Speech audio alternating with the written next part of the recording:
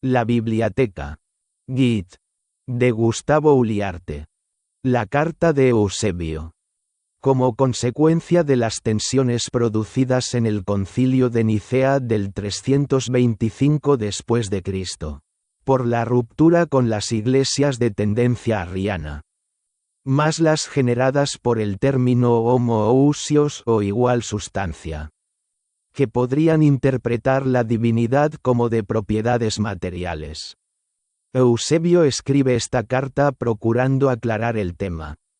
Es dudoso, como cita, que Constantino haya emitido opinión, sino más bien preferencia.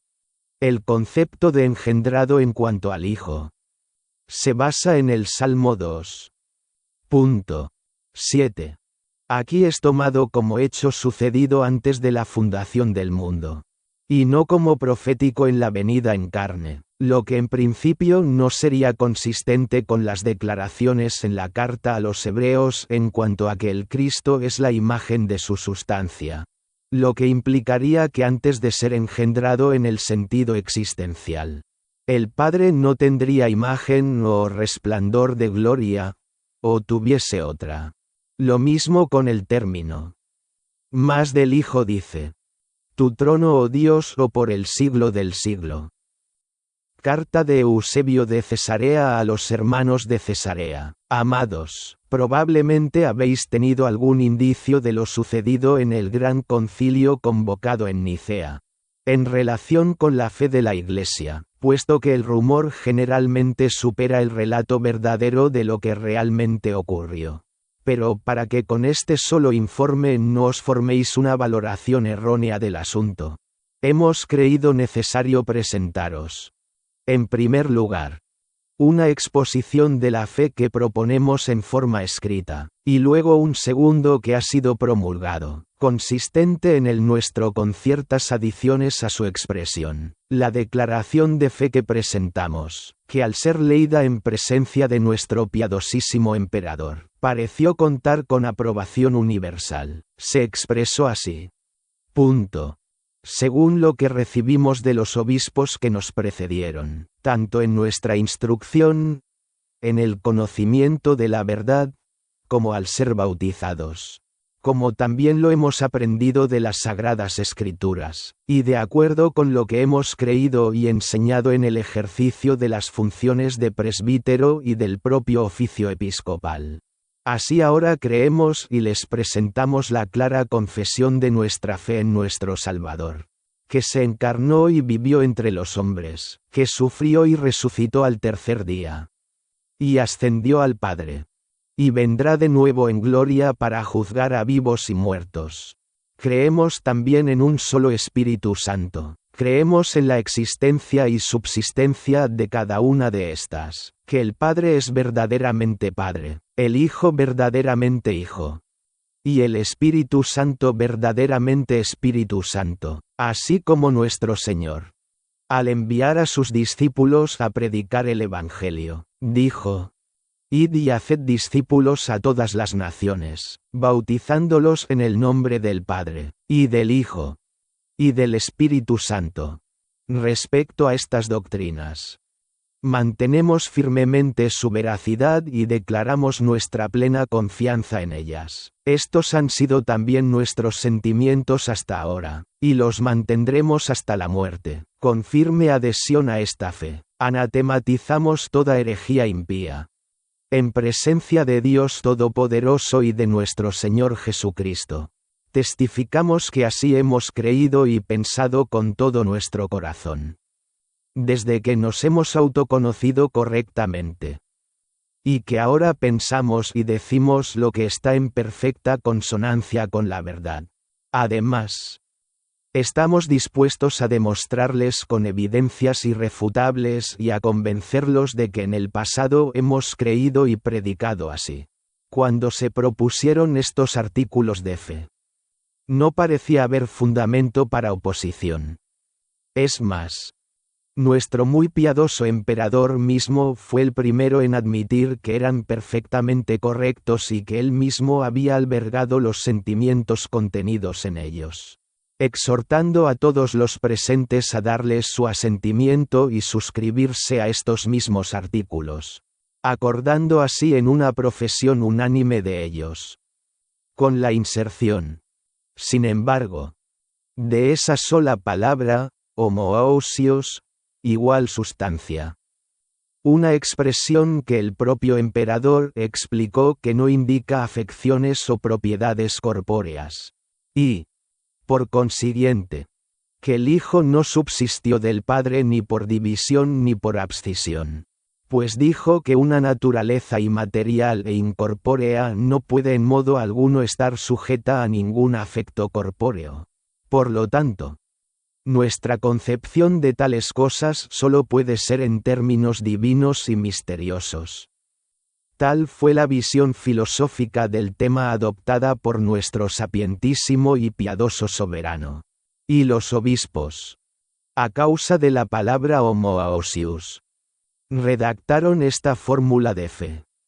El credo: creemos en un solo Dios, Padre Todopoderoso, Creador de todo lo visible e invisible, y en un solo Señor Jesucristo, Hijo de Dios, unigénito del Padre, es decir, de la misma sustancia del Padre, Dios de Dios, luz de luz, Dios verdadero de Dios verdadero, engendrado, no creado, consustancial con el Padre, por quien fueron hechas todas las cosas, tanto las del cielo como las de la tierra, quien por amor a nosotros, los hombres, y a causa de nuestra salvación, descendió, se encarnó, padeció y resucitó al tercer día.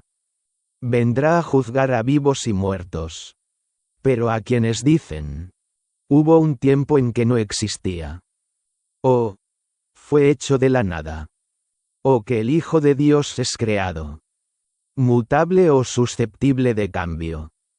La Iglesia en todo una y apostólica de Dios los anatematiza ahora bien, al ser propuesta por ellos esta declaración de fe.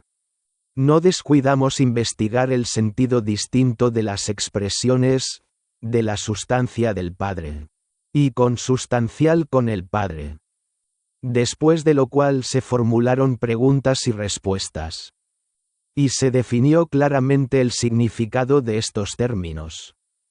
Cuando se admitía generalmente que ousias, de la esencia o sustancia, simplemente implicaba que el Hijo es del Padre en verdad, pero no subsiste como parte del Padre. A esta interpretación de la Sagrada Doctrina que declara que el Hijo es del Padre, pero no es parte de su sustancia, nos pareció correcto asentir. Nosotros mismos, pues, coincidimos en esta exposición.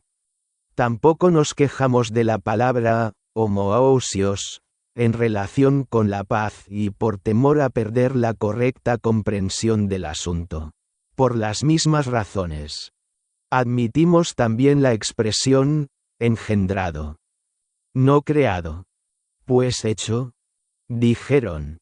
Es un término aplicable en común a todas las criaturas que fueron hechas por el Hijo, con las cuales el Hijo no tiene semejanza. En consecuencia, no es una criatura como las que Él hizo, sino que es de una sustancia muy superior a cualquier criatura. Sustancia que, según enseñan los oráculos divinos, fue engendrada por el Padre mediante un modo de generación tal que ninguna criatura puede explicar ni siquiera concebir.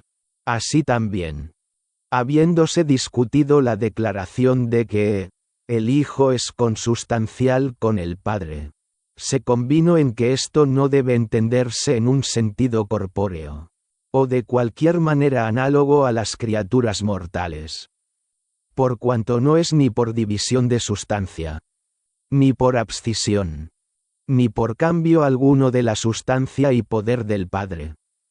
Puesto que la naturaleza no derivada del Padre es incompatible con todas estas cosas. Que Él sea consustancial con el Padre implica entonces simplemente que el Hijo de Dios no tiene semejanza con las cosas creadas, sino que es en todo semejante solo al Padre que lo engendra, y que no es de otra sustancia o esencia que la del Padre.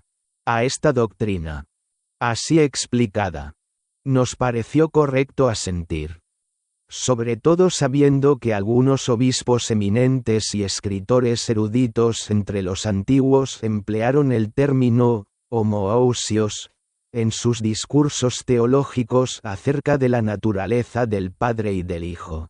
Esto es lo que tengo que decirles con referencia a los artículos de fe que han sido promulgados, y en lo cual todos hemos concurrido, no sin el debido examen, sino según los sentidos asignados, que fueron investigados en presencia de nuestro muy favorecido emperador, y aprobados por las razones mencionadas.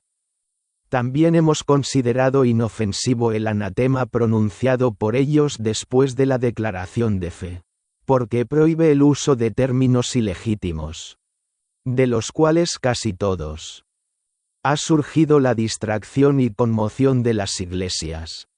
En consecuencia, puesto que ninguna escritura divinamente inspirada contiene las expresiones de cosas que no existen, y hubo un tiempo cuando él no era, y otras frases como las que se adjuntan, parecía injustificado pronunciarlas y enseñarlas. Y además, esta decisión recibió nuestra sanción más bien por la consideración de que nunca hasta ahora hemos estado acostumbrados a emplear estos términos.